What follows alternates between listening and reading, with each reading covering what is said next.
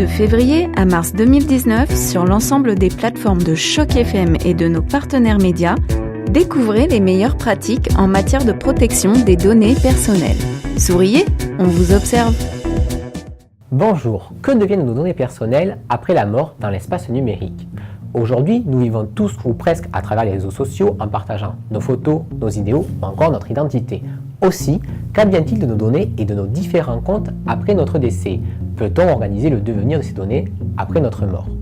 Sachez qu'aujourd'hui, 3 utilisateurs de Facebook meurent chaque minute et qu'en 2060, plus de la moitié des personnes présentes sur Facebook seront décédées. Êtes-vous bien informé sur le devenir de vos données personnelles après la mort ?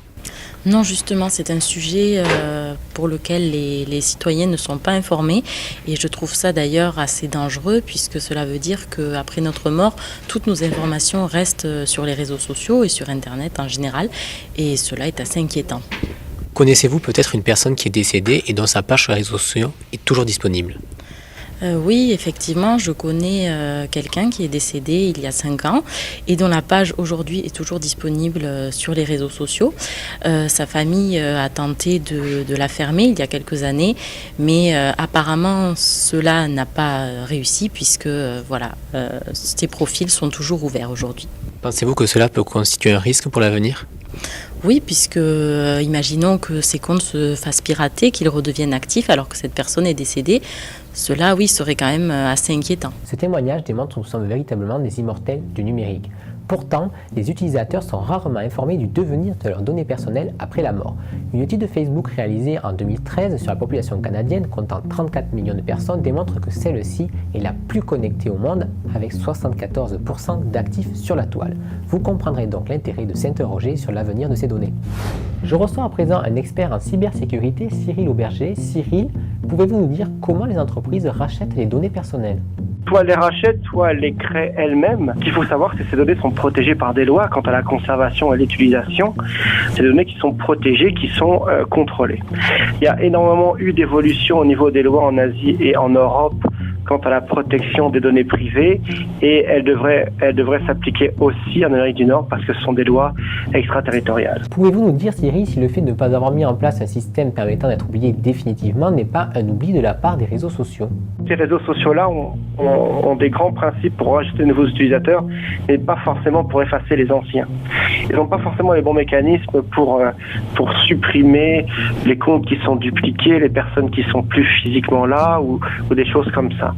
Et pourquoi ils sont faibles sur ce niveau-là ? Parce que ces compagnies-là fonctionnent par rapport au nombre d'utilisateurs. Comment peut-on se prémunir pour le devenir de ces données après notre mort ? Il y a différents services. La première des choses, l'élément important, je dirais que c'est le mot de passe. Dans la gestion de tous les jours, il vous faut, avoir un coffre-fort de mots de passe, un vault, dans lequel vous allez mettre l'ensemble de vos mots de passe différents pour tous vos services.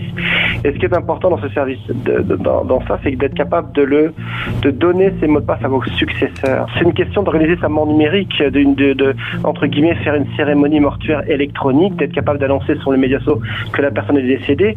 Mais plus que ça, c'est aussi pouvoir récupérer certains actifs électroniques. Enfin, Cyril, qu'est-ce que la mort numérique ? C'est celle de ne plus exister par soi-même au niveau numérique. Je dirais celle de ne plus avoir d'action.